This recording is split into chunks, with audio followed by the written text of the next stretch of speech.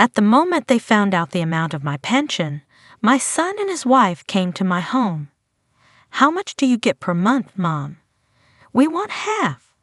I silently handed them a black folder with documents that I had long prepared for such a case.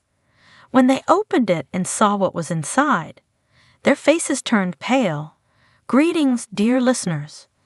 Before I begin telling this complicated story of my life, I ask you to support our channel. Subscribe, leave a like, and write in the comments which city you are listening from. This is very important for us. And now enjoy listening."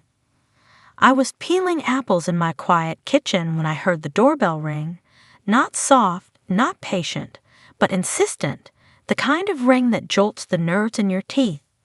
It wasn't a visitor's ring. It was a demand. At 73, I've learned to tell the difference.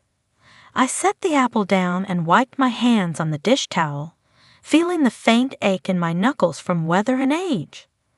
The house had been peaceful a moment earlier, steeped in the comfortable silence that comes from a life finally free of constant giving. Then, an intrusion.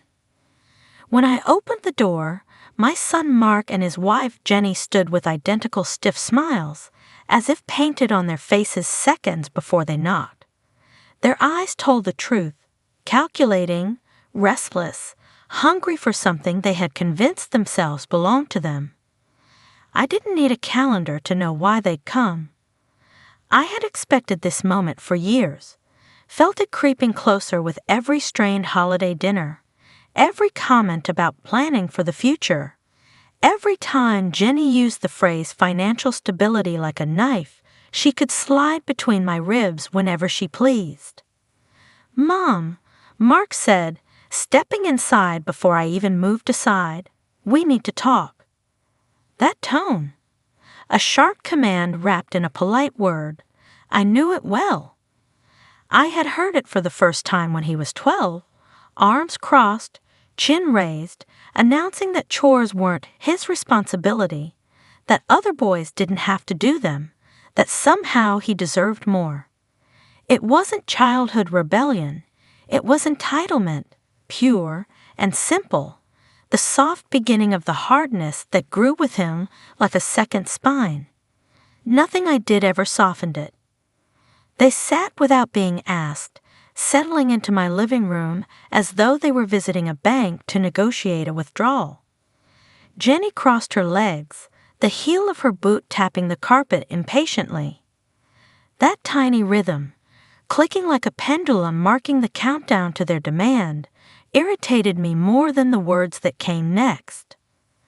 "We heard your pension finally came through," she said, leaning forward with the smug precision of an attorney interrogating a hostile witness. "So, how much are you getting per month?" The question didn't even try to disguise itself as concern. It wasn't, "Are you comfortable? Are you managing okay?" It was a blade stripped of its sheath. She wanted numbers, figures, proof that their assumptions about what I owed them were correct. Mark nodded, eager to underline her point. "Yeah, Mom, we think it's fair if we get half. You don't need that much at your age." At your age? What a phrase. A dismissal wrapped as logic. A justification for stripping someone of what they worked decades to earn.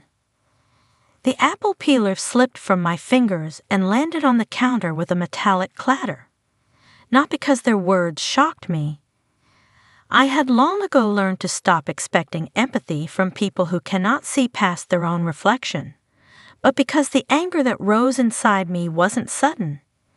It was old, carved deep, awakened like an old wound pressed too hard. I felt every instance they had treated me like a backup plan, a safety net, a vault to raid when life became inconvenient. I thought of the nights I took extra shifts after their father died, the times I paid Mark's debts while he and Jenny took vacations, the way he stopped calling except when he needed something. All of that simmered inside me now, thick as boiling tar. But I did not raise my voice. I did not tremble. I did not deliver the theatrical outrage they expected, because they believed anger meant loss of control. And I had no intention of losing control, not in my home, not in front of them, not ever again. I steadied myself, taking a slow breath that felt like a wall forming inside my chest, separating the part of me that had once loved their company from the part that now saw them clearly, without the soft haze of maternal hope. Jenny shifted, misrating my silence as hesitation. "We're being reasonable, Sarah," she said, her voice softening only to sharpen her point. "You don't have big expenses anymore. We." I held up a hand. A small gesture, but it effectively sliced her sentence in half.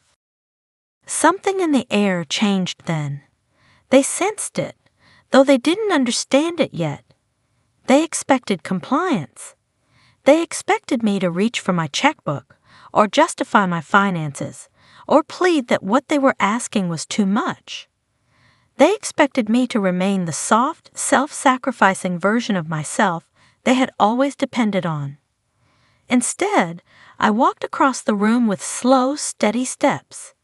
My house creaked softly beneath me.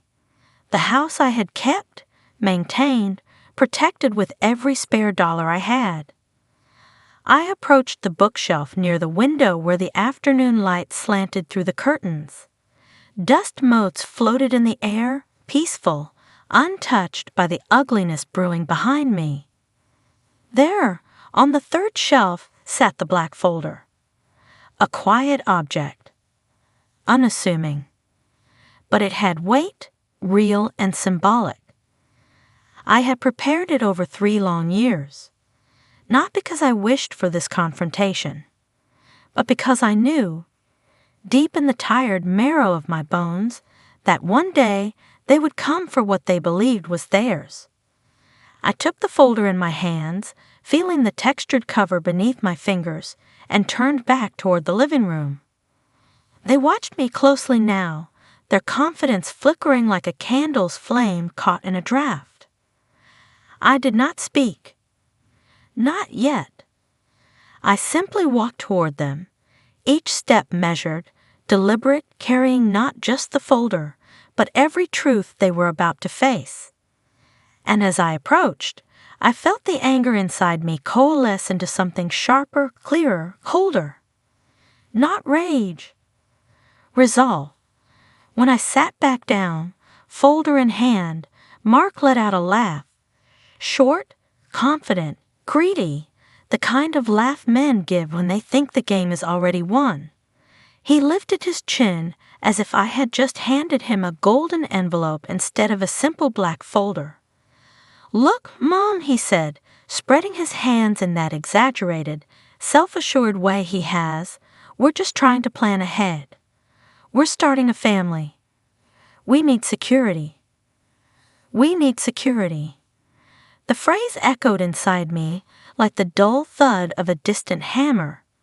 His voice carried no humility, no warmth, no recognition of all the years I'd lived scraping by while he burned through every ounce of support I'd given him.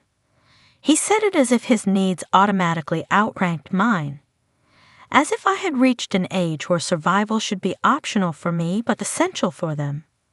He continued speaking, but I barely heard him. My mind drifted back, uninvited, unwelcome, to the years after his father died.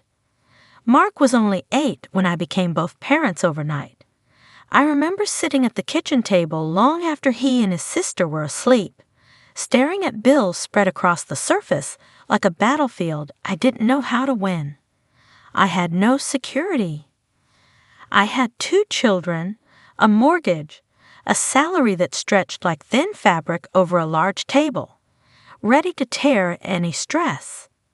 I worked 2 jobs, sometimes 3, so they would have food on their plates and warm beds to sleep in. I swallowed fatigue like medicine and pretended strength I didn't feel. Also, Mark would grow up believing in something I never had the luxury of, a sense of stability. Now he wanted security, and he expected it to come from me. As if I hadn't earned my pension with 42 years of aching joints and late nights, parent-teacher meetings, after-school tutoring, and walking home in the cold because my old car wouldn't start. As if the years had not carved enough from my bones already. Jenny reached for Mark's hand without looking at him, like a courtroom partner silently giving her colleague the stage. "Yes," she said smoothly, "we're planning for the future. We want to bring a baby into a stable environment. We're trying to be responsible adults, Sarah." Her tone suggested she was offering me a chance to participate in their wisdom. Responsible adults. The irony nearly choked me. As if I hadn't been the one who paid their overdue rent 2 winters ago.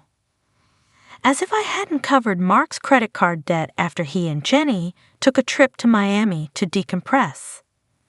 As if I hadn't given them money for a work opportunity that turned out to be some barely legal online scheme. But Jenny was right about one thing. They were planning. The precision of their arrival, the timing, the tone, the softened smiles meant to manipulate, it was planned. "It hurt," I said softly, though not aloud, only in the privacy of my mind, where truth tends to live first. Because it did hurt, a deep, spreading ache beneath the ribs. A bruised feeling that pulsed and throbbed with memories of everything I had sacrificed to raise him. Motherhood, as I lived it, was a ledger with only one direction.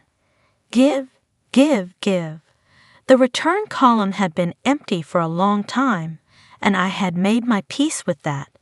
Or at least I thought I had. But seeing Mark sit across from me, no shame, no hesitation, demanding half of the one thing that was supposed to ensure my survival in the last stretch of my life, that reopened an old wound I thought had scarred over.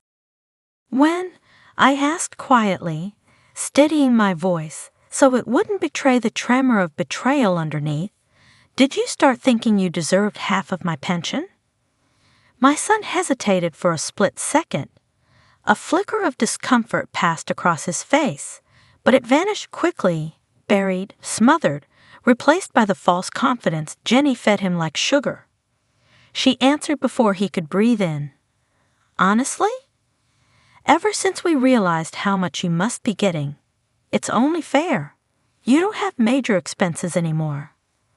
Fair. Fair. The word hit me like a cold slap. Fairness was the banner under which selfish people marched to claim what wasn't theirs. Fairness to Jenny meant redistribution from me to them. Their logic was simple, childish even. If I had something, they wanted it. If I had more than they expected, they deserved it. A small, sharp sensation cracked inside me. Not a dramatic shatter, not an explosion, but a tiny hairline fracture, like porcelain developing its first invisible break. I recognized the feeling instantly. It wasn't anger. It wasn't even disappointment. It was something far deeper, something heavier. The recognition of being seen not as a person, but as an asset. At 73 years old, after a lifetime of carrying others, I finally understood something about Mark and Jenny that I had tried very hard not to see. They didn't come to check on me. They didn't come to celebrate my retirement. They didn't come to offer help or kindness or even perform a gesture of familial affection.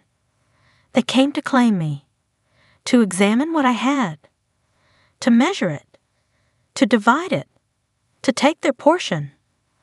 I looked at the black folder in my hands, calm, heavy, familiar, and for the first time, I felt the full weight of why I had prepared it. Not out of paranoia, not out of distrust, not out of bitterness, but out of painful, unspoken certainty. One day, someone I loved would walk into my home with empty hands and hungry eyes, ready to carve a piece out of me. And that day had arrived. I gently slid the black folder across the table. the sound of its smooth cover brushing the wood far louder in that charged silence than it had any right to be. It was astonishing how such a soft sound could feel like the first toll of a distant bell, one that signaled that the atmosphere in my home was no longer soft, no longer maternal, no longer shaped around their comfort. Before we talk about what's fair, I said, "You should see this." The folder stopped directly in front of Mark, and for a moment the three of us simply watched it. The light from the kitchen lamp caught on the edge of the metal corner, highlighting the age and use of it, though neither of them knew how many nights I had placed that folder on my lap, wondering whether I was being foolish for preparing for a day like this, or simply realistic. Mark's smirk tightened, the corner of his mouth twitching upward with confidence he hadn't earned. He lifted his chin like a man sitting down to negotiate a deal already tipped in his favor. It was the expression he wore whenever he believed he had found an angle, a shortcut, a way to get something without giving anything in return. I had seen it when he was a teenager trying to manipulate teachers, when he was a young man asking for money just until next week, when he first brought Jenny home and announced they were starting life on their terms. The smirk was his armor, thin, brittle, easily cracked, but he wore it anyway.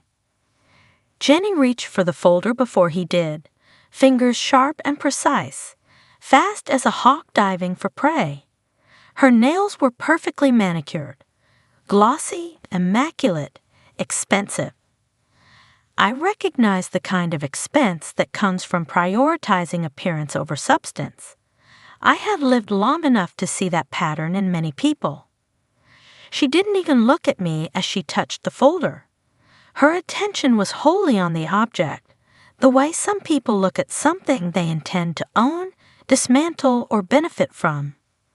Inside that folder were neat stacks of documents, each page carefully chosen, each date and signature a memory I had carried alone. Papers that represented decades of choices, sacrifices, warnings ignored, boundaries crossed, trust stretched to the point of tearing. I could see the thickness of the contents through the slightly swollen spine. Every sheet inside it felt like a brick in a wall I had slowly, painfully built between who I had been, soft, accommodating, hopeful, and who I was becoming in this moment, someone who finally valued the boundaries that motherhood had taught me to dismiss. For 3 years, I had been preparing for this moment. 3 years of quiet calculation, of whispered truths acknowledged only in the privacy of my own mind. 3 years of observing patterns, Mark's increasingly rare visits, the way Jenny's voice sharpened every time money came up, the slow fade of warmth replaced by expectations. I hadn't created the folder because I wished for this confrontation. God knows, no mother wishes for such a day. I had created it because I feared it. Feared the possibility that love could wither into entitlement, that responsibility could curdle into resentment, that the very people I carried into the world might someday see me as an obstacle or an asset rather than as a human being. There is a unique loneliness that comes with preparing for protection from your own children. It is a hollowing, a slow excavation of faith. I don't know if they will ever understand what it cost me to gather those papers, to acknowledge on paper, in ink and signatures, that the people who should have stood closest to my heart were the ones I needed to guard myself against. But preparation, I learned, is sometimes the only form of self-respect left to a woman who has spent her life giving. It is the last line we draw to reclaim the ground beneath our feet. And in that folder was my line. My hope wasn't for reconciliation. I had given up on that quiet dream long ago, the dream that someday Mark and Jenny would walk through my door because they missed me, because they wanted to share a meal, or to know how I was feeling. Hope for reconciliation is the soft hope of mothers who still convince themselves that their children will change if they love them just enough. No. My hope was simpler, sharper, hard-earned. My hope was to finally end the cycle of being used. The folder heavy with truth was my way of saying, no more, not again, not ever. I folded my hands carefully in my lap, palms pressed together with the patience of someone who has learned that silence can be a fortress. I watched as Jenny touched the corner of the folder, as Mark leaned in with greedy expectation, as the air in the room thickened around the weight of everything unsaid. "Go on," I said. "Take your time." And with those words, I felt something shift inside me. Subtle but undeniable, like the first breath after being underwater for too long. Not triumph. Not vindication. Hope. A quiet, steady hope that this moment, this single moment, might finally return to me something I had not felt in decades, control over my own life. Jenny flipped the first page and froze. I watched the transformation ripple through her like a crack appearing in flawless glass. Her lips parted slightly, not in shock but in recognition, the recognition of something incontrovertible, something irrefutable, something she had never expected to face in my quiet living room. Her face drained, the warm undertones evaporating until all that remained was an ashy pallor. She wasn't used to being blindsided. She preferred to be the one who revealed, who exposed, who cornered.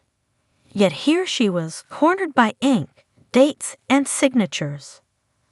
Mark leaned over her shoulder, impatient, annoyed that her reaction didn't match the triumph he expected. "What? What is it?"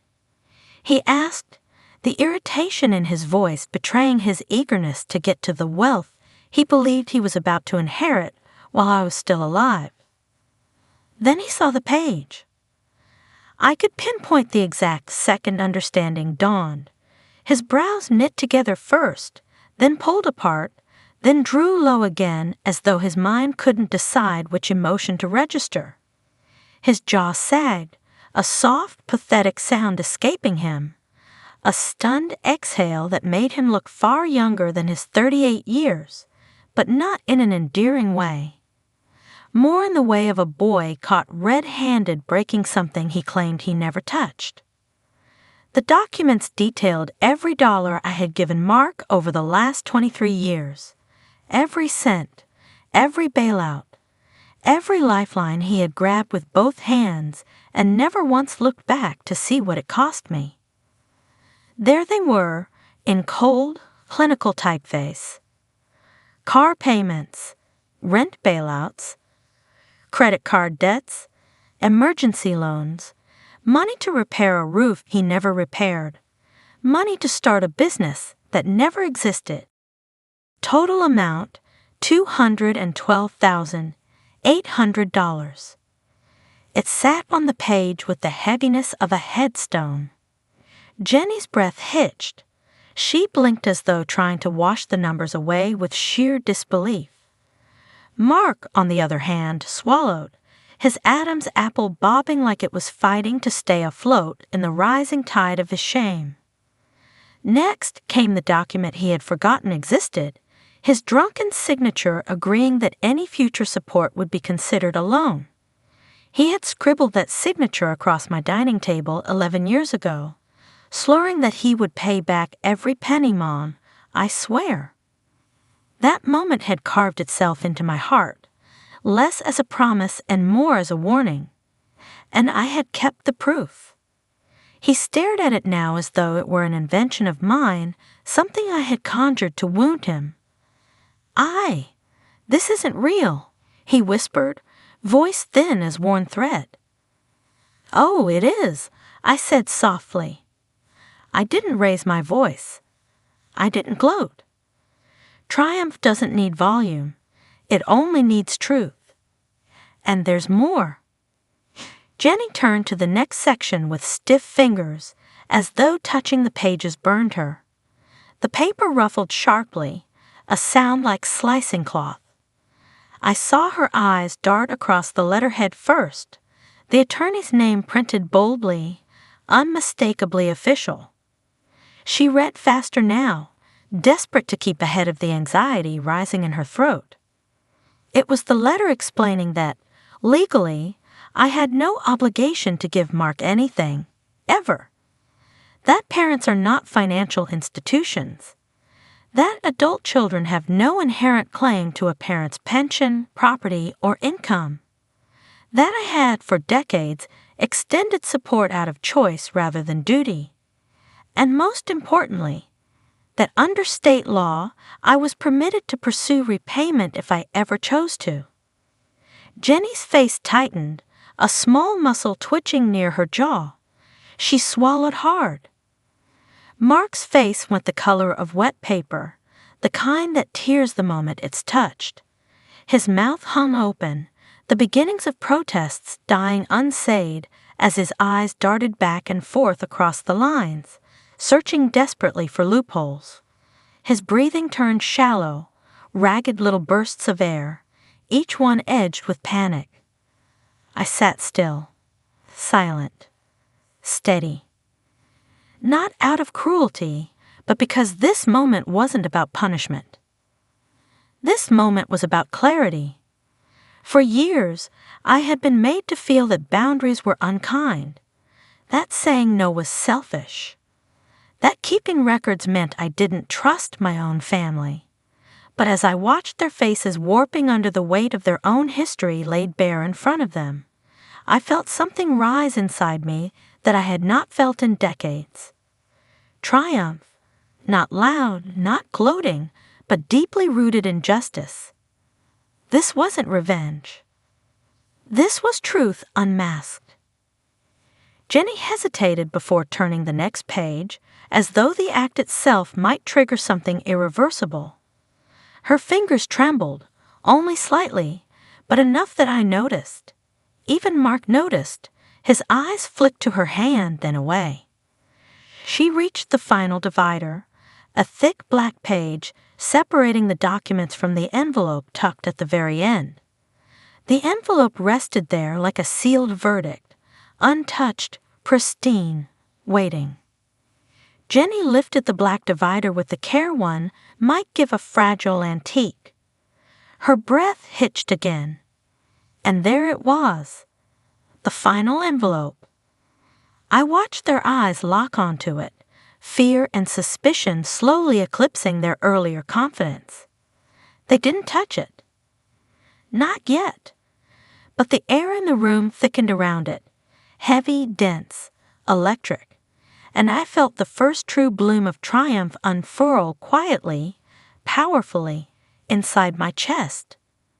Mark opened the last envelope the way a man might approach a trap, slowly, cautiously, like he half expected something to leap out and bite him. His fingers trembled just enough to betray the bravado he'd been clinging to since the moment he walked through my door. The flap crackled as he peeled it back, and when he slid the sheet of paper out, his expression shifted from confusion to disbelief to dawning horror. Inside was a single-page document titled, Designation of Pension Beneficiary, Sarah Cooper. Successor Beneficiary, Lily Thompson. My daughter's name, printed clearly in blue ink, shone like a sunrise across the page. Mark blinked. Once, twice, a third time, as though his vision might realign into something he preferred. His lips parted. Air left him in a small, breathless noise. Wait, Lily. You left it all to Lily? There it was, the crack in the mask he'd worn for so long.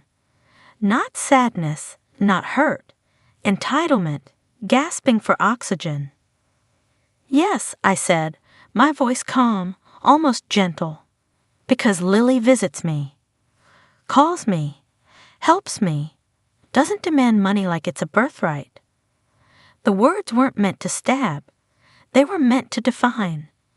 And truth, when spoken aloud after years of silence, always sounds like a blade freshly drawn. Mark's face twisted.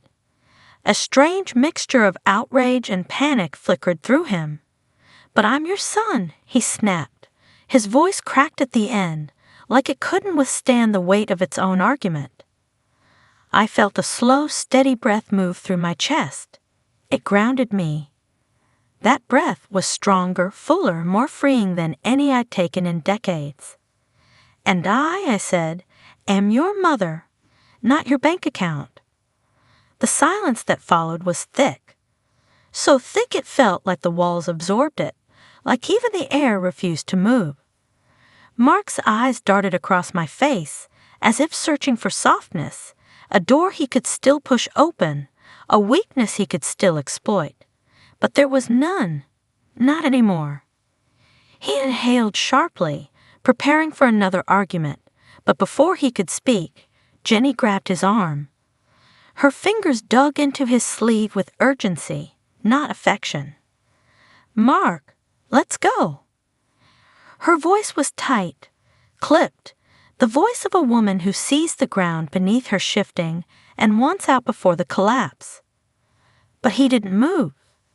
He sat there frozen, staring at me with a look I had never seen on him before. Not anger, though it shimmered along the edges, not disappointment, though he tried to disguise it as such. No, it was something quieter, sharper, and far more revealing. Fear. Fear of consequences. Fear of accountability. Fear of the end of the easy path he'd walked his entire adult life. He swallowed hard. "You wouldn't really ask me to pay all this back," he whispered. His voice was small, smaller than I'd ever heard. The voice of a child who'd found out the world wasn't actually built around him. I held his gaze. I made sure not to blink, not to soften, not to cushion the truth. My hands were steady on the table, my back straight, my resolve unshakable. "I haven't asked for repayment yet," I said, "but after today, I'm thinking about it." The moment the words left my mouth, the room changed. The air sharpened, slicing clean through the last of the illusions Mark had cherished. The illusion that I would always bend, always yield, always sacrifice myself to spare him discomfort. His breath hitched. His shoulders stiffened. His eyes widened just slightly, a flicker of something wounded, but not in the way a son grieves the disappointment of his mother. No, it was the wounded pride of a man who realized the rules had changed, and he no longer held the advantage. And then, finally, he moved. He stood so abruptly that his chair scraped across the floor, the harsh screech cutting through the room like a warning siren. Jenny flinched. I didn't. He didn't look at me again as he grabbed his coat. Maybe he couldn't, or maybe he didn't want to see the steadiness in my eyes, the steadiness he hadn't expected from the mother he assumed would always fold. Jenny tugged him toward the door, her jaw tight, her face pale. "Come on," she murmured, though she wasn't speaking to him alone. She was speaking to both of them, to the version of their lives that had just cracked at the seams. They left without another word. The door closed behind them with a soft click, not dramatic, not loud, not final, but definitive. And for the first time in a very long time, the silence in my home felt like victory. When the door slammed behind them, harder than either of them intended, I'm sure, the house grew quiet again. Not the comfortable quiet of early mornings or late evenings, but a silence that felt like the world holding its breath after a storm. I stayed seated at the table for a long moment, listening to the echoes settle into the walls I had lived within for nearly 4 decades. My hands trembled slightly, resting on the table's worn oak surface. Not from fear. Fear had lived in me in earlier years, when every bill felt like a threat, and every unexpected phone call brought a new crisis from Mark. No, this trembling felt different. It felt like the shaking that comes after a great weight is lifted, when the body is surprised to learn it no longer must brace itself. For the first time in years, I allowed myself to breathe deeply. Not the shallow, cautious breaths of a woman trying to keep the peace, but a full, steady inhale that reached down into my ribs. I felt it settle there like something warm and cleansing. Each breath that followed carried away another layer of old tension, resentment that had hardened around me like stone. It didn't all leave at once. Life doesn't grant such mercy. But I felt the edges crumble. I sat there until my heartbeat steadied, until the trembling softened, until the weight I had carried, quietly and dutifully, began to loosen its grip. It didn't vanish completely, but it finally shifted, and that shift alone felt like victory. Eventually, I stood up. My legs felt heavy at first, every step reminding me I was 73 and had spent too many years living for other people's comfort instead of my own. But as I moved through the kitchen, something in me felt strangely young, not physically, no, but inwardly. Like a girl who had finally learned a lesson no one had taught her as a child, that her voice mattered. I filled the kettle, set it on the stove, and listened to the familiar tick of the flame catching.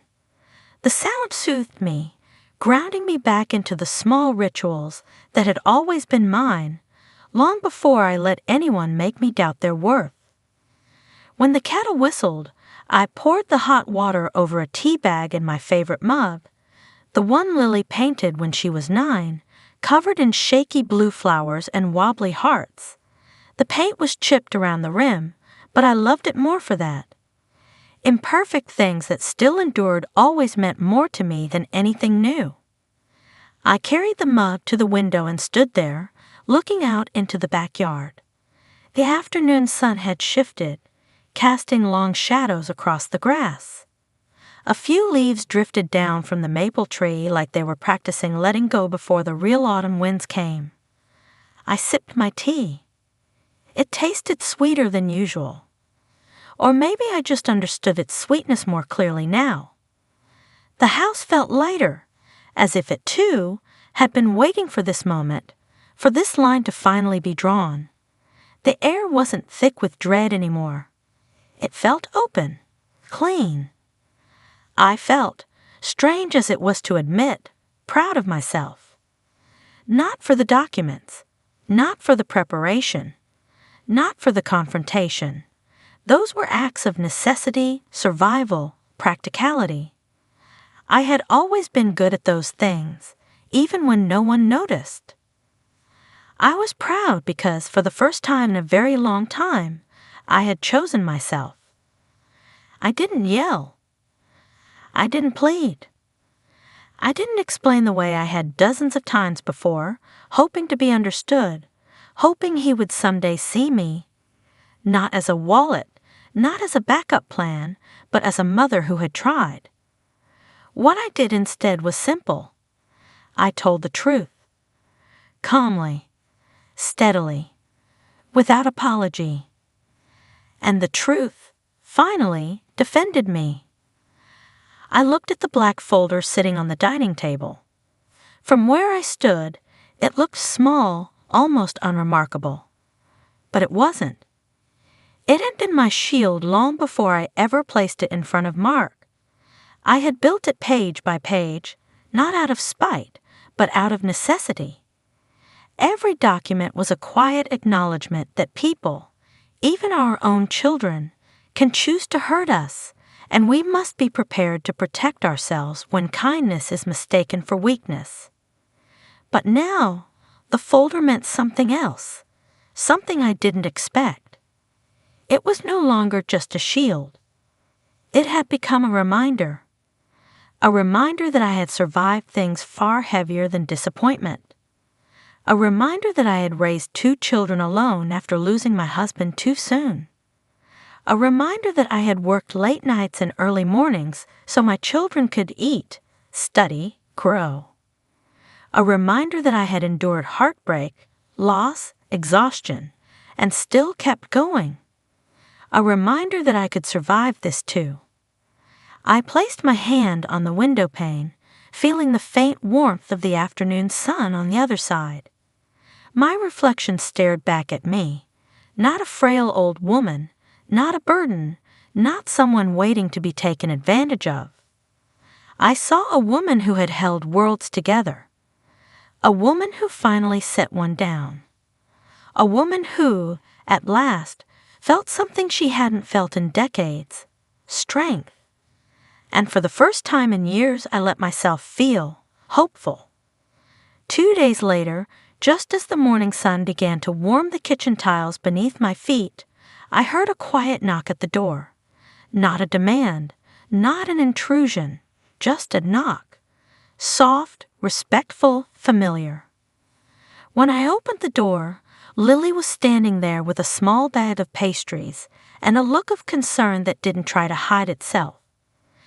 She hugged me the way daughters hug mothers, with warmth pressed into every second, with sincerity in the fold of her arms, with a love that never once had a price tag attached.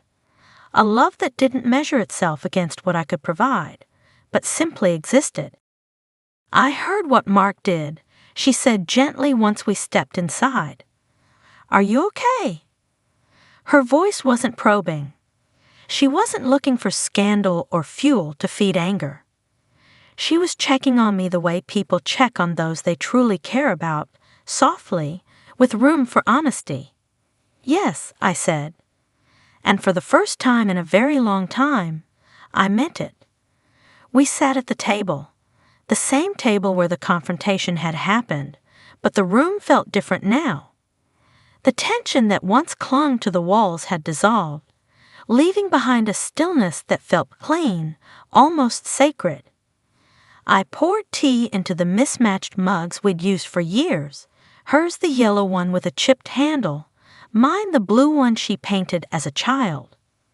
She waited until I was ready, and then I told her everything. I didn't rush through the story.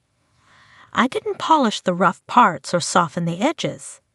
I told her the truth, the whole truth, the anger, the exhaustion, the relief, and Lily listened without interrupting. Her face stayed soft, her eyes full of a compassion her brother had never learned to feel. She nodded at all the right moments, frowned only when empathy demanded it, and never once asked why I hadn't done this sooner. She understood the unspoken answers, the weight of motherhood, the pull of obligation, the guilt that keeps people chained to those who drain them. When I finished, Lily reached across the table and took my hand.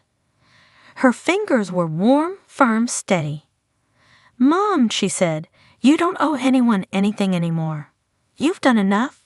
It's your time now." Her words slipped into a quiet, wounded corner of me, the part that had always wondered whether I had the right to choose myself. They landed softly, but with the weight of truth. I felt something open in my chest, something tight and guarded finally relaxing. I smiled. A real smile. Not the polite, exhausted one I'd worn for years. A smile that came from a place that hadn't been touched in decades. We talked for hours, not about Mark or money or expectations, but about life. My garden, her work, what she was reading. We laughed about silly memories, like the time she tried to bake cookies at age 10 and created something that looked like burnt fossils but tasted like smoke and sugar. The kind of laughter that cleans a room from the inside out. My pension would no longer be a battleground. It would go toward simple joys, my garden, the books stacked beside my bed, the quiet mornings when the sun slid through the blinds in thin golden stripes. Maybe I'd fix the squeaky door to the shed. Maybe I'd finally buy the comfortable armchair I'd always talked myself out of. Small things, gentle things, things that made a morning feel whole. And someday, it would go to Lily. Not because she asked. Not because blood demanded it. Not because tradition dictated it. But because she earned my trust, my love, my gratitude, not by demanding anything, but by giving everything freely. She had been there in the ways that mattered. In the calls, in the visits, in the quiet acts of kindness that never asked to be noticed. As for Mark, whether he changes or not is up to him. That choice is his alone now. And the consequences of that choice are his too. I am done bending until I break. I am done being used. I am done mistaking silence for peace. At 73 years old, I finally learned something important. Something I wish the younger version of myself could have heard, something I hope the world finds the courage to learn before age teaches it the hard way. Sometimes the greatest act of love toward yourself is closing the door on those who keep trying to take more than you can give. And sometimes, if you're lucky, closing that door doesn't trap you in. It sets you free.